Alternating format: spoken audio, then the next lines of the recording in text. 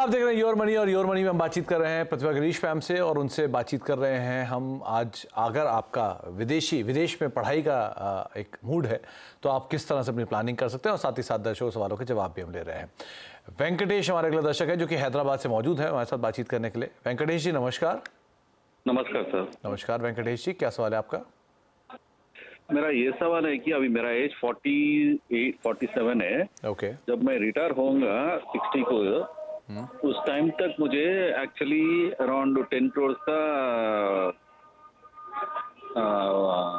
Portfolio बनाना है। Okay. 10 crore का पूरा मिला के 10 करोड़ का कॉर्पस इनकम दिखना है उसमें। हाँ, तो अभी आपकी SIP 40,000 के आसपास की है, राइट?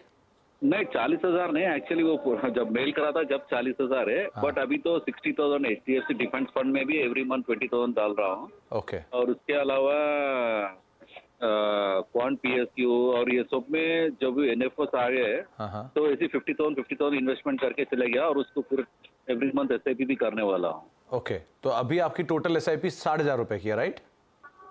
हाँ, 60,000 की है फिलहाल। ओके, तो लमसम फंड जो है ऑलमोस्ट 2 लाख तक का ऑलरेडी इन्वेस्ट करके लगा दिया। पहले NFO जब खुला नया NFO तो तब ले लिया मैंने अमाउंट। तो वेंकटेश सर, अभी आपकी उम्र 47 है और आप 60 में रिटायर होने की एक्सपेक्टेशन लगा रहे हैं, राइट? हाँ। ओके, तो प्रतिभा मैम 13 साल अभी बाकी हैं और करीब 60,000 रुपए के आसपास की SIP इनकी चल रही है। 2 फंड्स में इनका ऑलरेडी एक मुश्त निवेश भी है, और ये 10% के आसपास स्टेप अप भी कर सकते हैं। 10 करोड़ इन्होंने बोला है कि ये पहुंच जाएंगे क्या वहां तक? आप क्या राय रख रहे हो?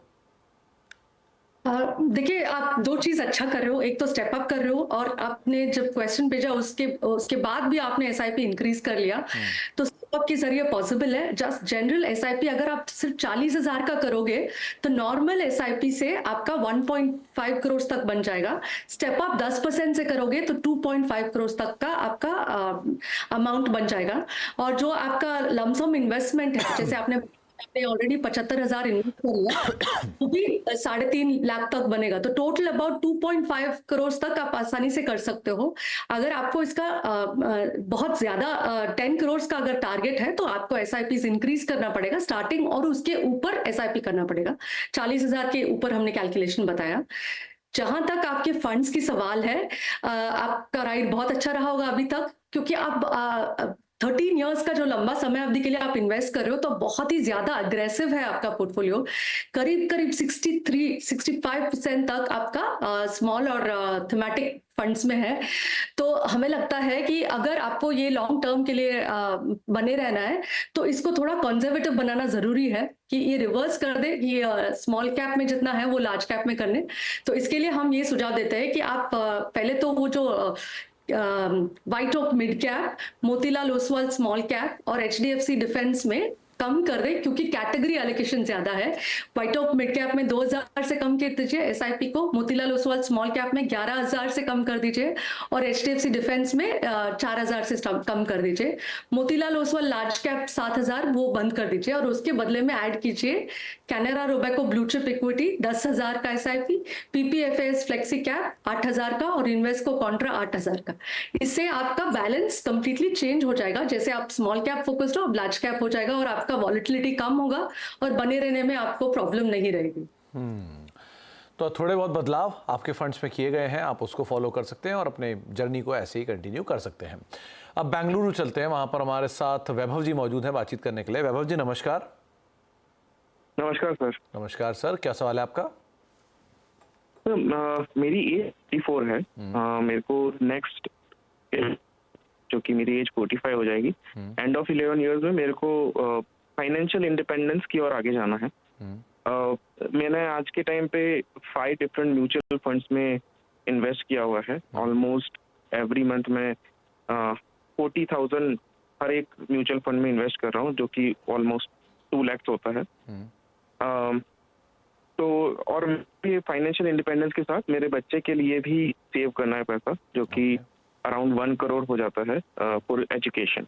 ओके, तो जो वैभव जी आपने फाइनेंशियल इंडिपेंडेंस की बात की है, ये इंडिपेंडेंस का कोई नंबर आपने एवेलुएट कर रखा है क्या? हाँ, मैं अराउंड to 7 करोड़ का फंड जमा करना चाहूंगा एट दिस 45 एज।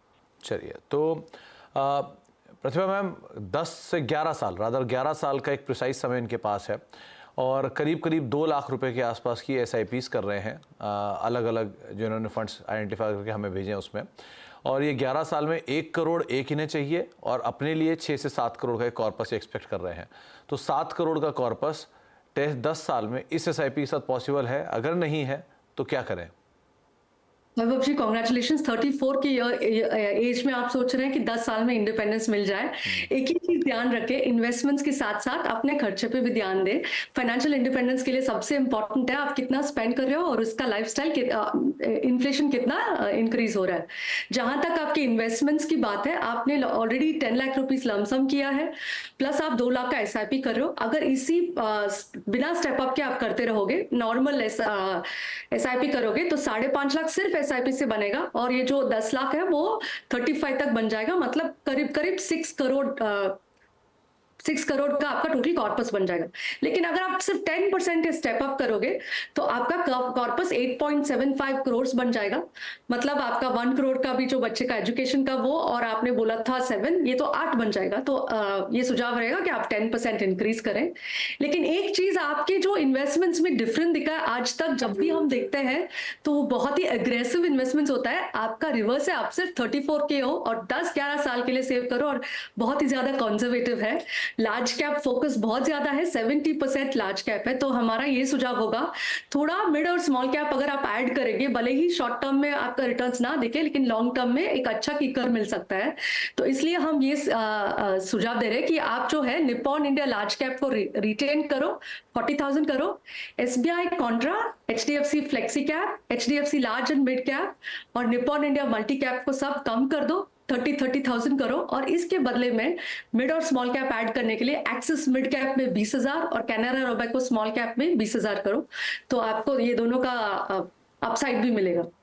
जी, तो आपको थोड़ा सा मिड कैप स्मॉल कैप ज़रूर ऐड करना चाहिए क्योंकि एग्रेशन भी ज़रूरी है सेफ्टी के साथ साथ। तो दोनों हिसाब से आप अपने फंड्स को थोड़े बदलाव कर सकते हैं और आप शायद इसको अपने टारगेट्स को अचीव करते हुए दिखाई पड़े। प्रतिभा मैम, आपकी तरफ से अब top 4 funds. Top Canara Robeco, जैसे मैं बता रहे थे, Canara Robeco blue chip fund, Parag एक लॉन्ग टर्म फंड और Edelweiss balanced advantage fund, ICICI Pru multi asset fund. Pratibha ma'am, आपके पीछे डाइवर्सिटी लिखा है या डाइवर्सिफिकेशन लिखा है?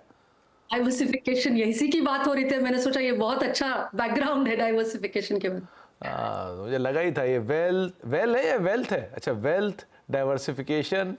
घर में भी आप इसी तरह की चीजें यूज करते हो क्या? यही टर्म से बात करते हो? मुझे लगा था ये सिर्फ यही के लिए है ये। आज तो मैं मीटिंग पे आई थी, वॉल देख के मैं इधर बैठ गई कि ये तो दिखाना ही है, डाइवर्सिफाई करो अपने। नहीं, डाइवर्सिफिकेशन इसकी ये तो जरूरी है, तो इसी के साथ ही चल रहा होगा। खैर, बहुत बहुत शुक्रिया मैम हमारे साथ मौजूद रहने के लिए हर बार की तरह और गाइड करने के लिए और तमाम दर्शकों के सवालों के जवाब देने के लिए। एक ब्रेक का वक्त है और ब्रेक के उस पार भी खबरों का सिलसिला बना रहेगा। फिलहाल इस कार्यक्रम में इतना ही। नमस्कार।